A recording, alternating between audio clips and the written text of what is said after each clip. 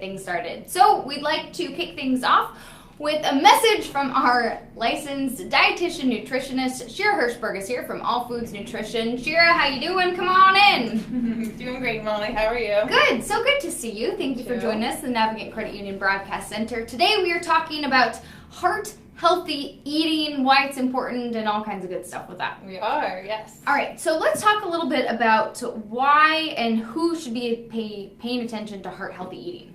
Basically everybody. Okay. So heart disease is the #1 cause of death in the United States. So everybody should be focused on heart healthy eating because it is, unfortunately, the most likely way you are to die.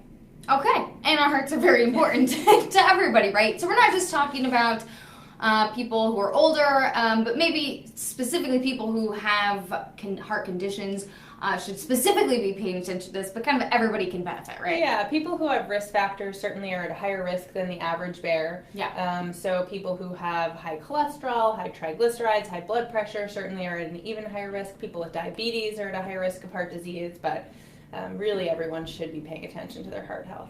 And you know what I find so interesting about heart health is that genetics can get you, even if you live such a heart healthy diet or if you exercise all the time, genetics can get you, which is terrible. But if you do all these things, it can really benefit you. Just eating heart healthy can benefit you in the long run. Yeah, absolutely. Actually, I'm going to read one statistic I have for you because this is a really neat one. So this is specifically about women, and most people think primarily about men when it comes to heart disease, but it's definitely a women's issue too. It's the leading cause of all death, and that includes women. So there are 5 healthy lifestyle factors. Most of them include something about nutrition that are associated with a reduction in coronary heart disease risk. So that's a specific kind of heart disease. And so if you look at people who follow none of these and you compare them to people who follow 3 of these ideas that I'll go through, these women have almost a 60% lower chance of developing coronary heart disease. Wow.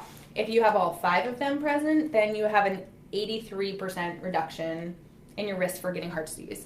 So complicated research language, but certainly you are much less likely to get heart disease if you do all of these things well. So I'm just going to briefly go through the factors. We'll talk about more details later, but the one that's not nutrition related is one that I'm sure everybody will know about, which is to not smoke, right? So quit smoking is the first one. Then we have something we've covered on this show, which is to have to moderate alcohol intake, right? So that 1 drink a day for women, if we're talking about women, 2 for men. Follow a Mediterranean diet, which we'll talk a little bit more about. Really kind of encompasses a lot of the food issues that we'll talk about today. Be physically active, your next non-nutrition related one, but certainly lifestyle issue most people are aware of. And then maintain a healthful weight, right, which kind of incorporates a lot of these different things. But so those are the 5 big ones. Okay. And what was it if you do all 5 of them? 83% reduced risk for women. Wow. Yeah. So just powerful. Hitting on all of those points, and it was if you hit on 3 of those, 60. Then you have almost 60% reduced risk. Yeah. Jeez. So shows you what following the steps can do to reduce your risk. Yeah. Okay, so let's talk a little bit about what foods are important to include for heart health. You mentioned Mediterranean diet, but before we get to that, let's talk about what are some good foods that we can incorporate. Sure. The good thing I like about heart healthy eating is that it really focuses on things to include, not things to take away. So I like that. Positive. Exactly. So healthy fats are really important, and a lot of people are worried about fat because they think they'll gain weight. But including healthy fats usually keeps you more satisfied, and it doesn't usually make people put on weight. There's been a lot of research around that. So including things like avocados, olive oil, nuts, seeds are really important ways. Fatty fish like salmon, mackerel, tuna are really good ways to include healthy fats. So that's one of the big factors. Okay. You'll notice that a bunch of those are plant-based things, and that's another one, is including a lot of plants in your diet, right? Pretty general advice for a lot of things. Eat more plants, helps heart health as well. So that, of course, includes lots of fruits and vegetables. Lean protein, so I talked a little bit about fish, but certainly, including fish is a really good part of that. But then having leaner meats, most people are familiar with poultry being lower than red meat. Pork counts as red meat, so I just want to say that again. Sorry, pork board. And vegetarian sources of protein are also really excellent ways. Again, that's doing both the plants and the lean protein, so that's nice. And then whole grains as well. or, Okay. that fiber is, and there are a lot of benefits to whole grains. We don't understand how all the different pieces interact, but we know that they're heart healthy and that, people who include whole grains have a lower risk of heart disease. Okay, so those are some foods that can be really encompassed into your diet that you can really look for. So that's nice. And let's talk a little bit about, you kind of touched on the Mediterranean diet, but let's talk a little bit about that. Might be familiar just hearing those words to people. What really does that encompass, and should people follow it? Can people follow it? Or maybe just incorporating a few things? Yeah, so I don't in general like to talk about diets. Yeah. The diet's kind of it's such a yucky word for so many people. We have all these negative connotations, but following a Mediterranean eating plan or lifestyle is a really good way to reduce your risk of heart disease, because a lot of these things that I just talked about are included, right? So very plant-based, lots of whole grains, whole simple fruits and vegetables. It's very fish focused. And then those healthy oils are really focused on Mediterranean diet. You think of olive oil, that's the big one to cook with. So including those things. And it doesn't have a lot of sweets or a lot of high-fat dairy or anything like that included. So, if you look, there's some resources I'm going to talk about later. Harvard School of Public Health, their nutrition information is very lined up with Mediterranean style. Old Ways has some great Mediterranean information. And there's some really good ways to learn about the Mediterranean diet. I've got some resources on my website also. So I really do think that's an excellent way to include delicious foods, because they do include higher fat foods like nuts and oils that are really tasty, but also heart healthy as well. And you're starting to see, even if you go to just a regular grocery store, not necessarily a high-end grocery store, you're starting to see more nuts and oil products out there. I saw avocado oil. I saw like flaxseed oil. I even saw flaxseed oil at Job Lot. That's where I bought flaxseed oil, and I'm like, I can get flaxseed oil at Job Lot? Goodness gracious. So it's starting to see ways to incorporate certain kind of products that you can incorporate, heart healthy products into your diet. Not always super expensive, so you don't have to go out of your way to get them and incorporate them. It's a little bit easier and a little bit less expensive than you might always see, like grapeseed oil. I was seeing that, so it's amazing to see these products that could be really hard to get, not so much anymore. Become more available, absolutely. Yeah, so that seems to be easier. And like you mentioned too, you have good resources on your website as well, so that's kind of nice.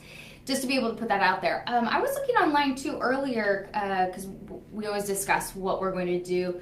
American Heart Association had all kinds of good resources too, and I saw a lot of them. They had like avocado this, avocado smoothies, all this kind of stuff. So just good to have different resources out there to be able to incorporate things. Yeah, heart.org is the American Heart Association website. They're great. And also the Harvard School of Public Health, like I said, they'll have good things too. And the neat thing about avocado that I like is that it is very versatile. There are a lot of ways to incorporate it as a fat. You can make avocado frosting, and there's all kinds of cool things to be done with avocados. Have you done that? I haven't done that yet. I've tried it because they have it at some of our conferences, and it's really pretty good. It's actually. good? It's another fat. It's a delicious fat. So it does the same thing. It's green, so you have to be ready for that.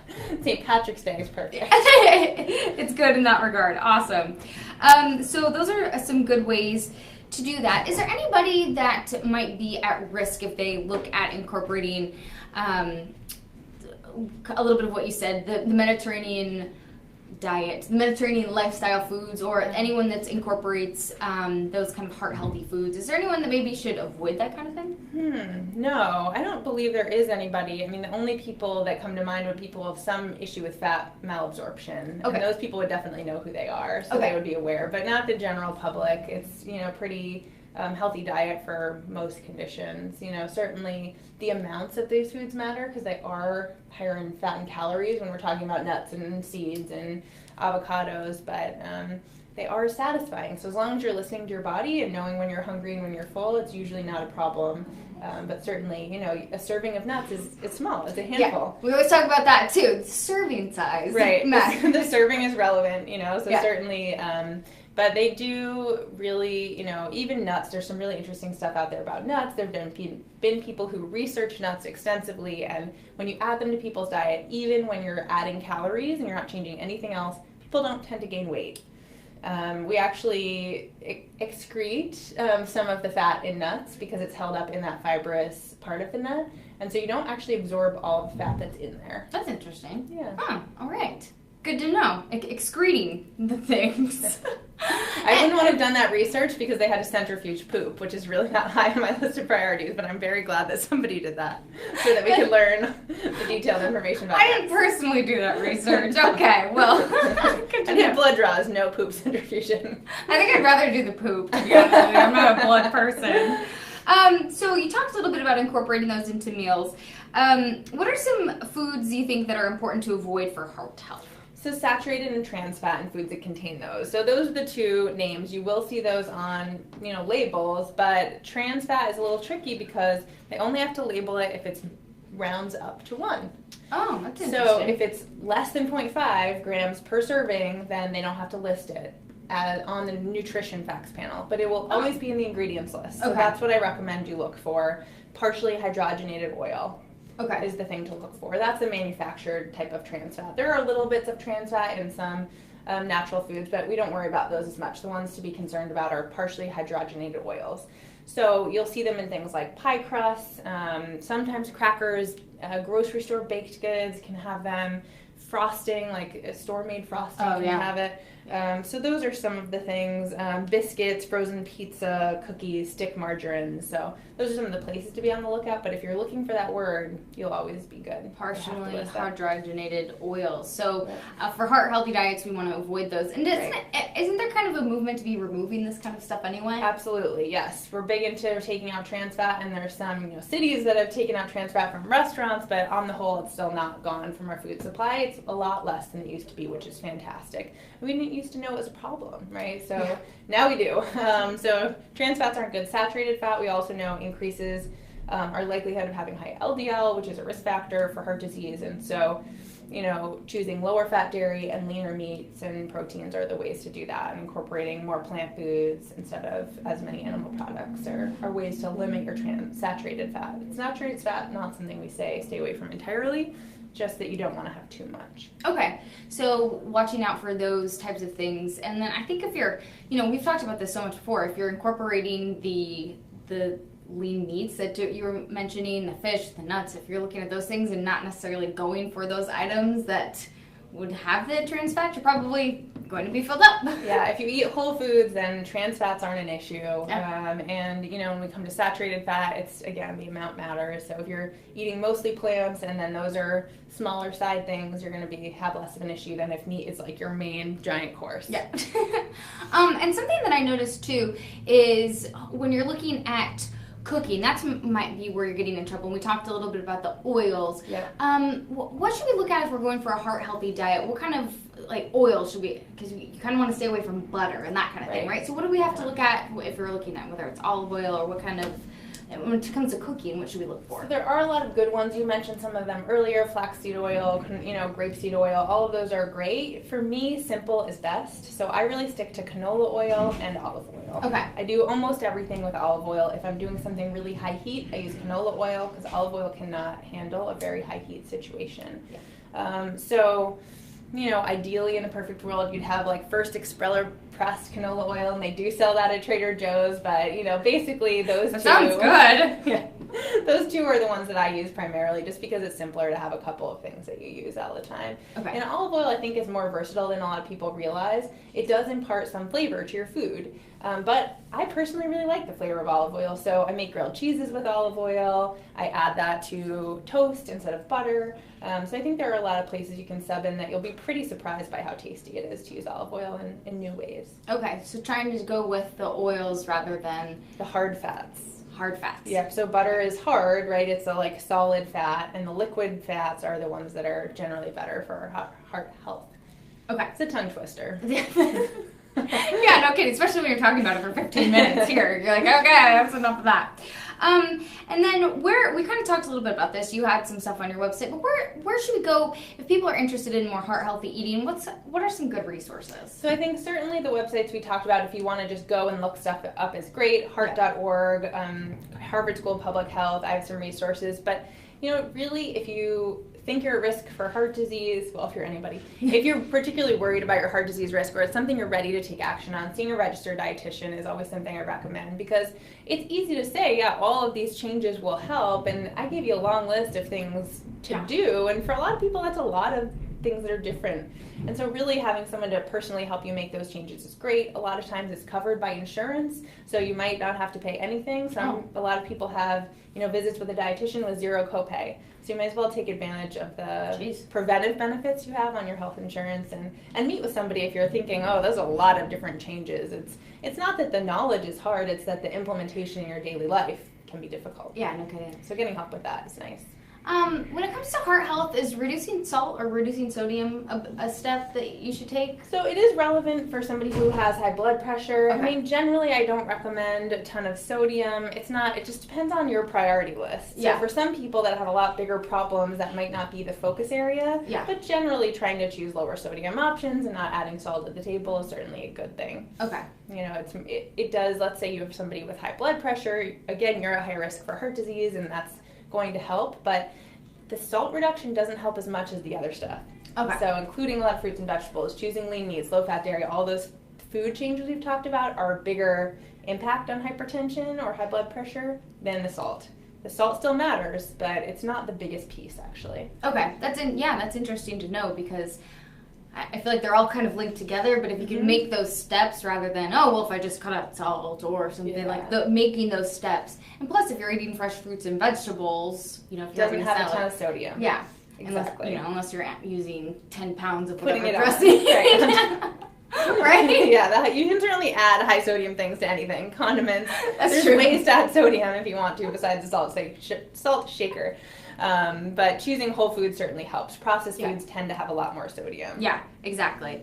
All right, well, Shira, thank you so much for joining us. These are all some ways that you can start to move towards a heart-healthy diet, and hopefully we can all have better heart health as we move forward. Absolutely. Thank you so much for joining us. She's with All Foods Nutrition, so if you have any questions, you can head to her website, and she can definitely help you out. Shira, thank you so much for joining us. We appreciate it. Look forward to the next discussion that we have. Sounds good. Awesome. Have a great day. Thank you so much.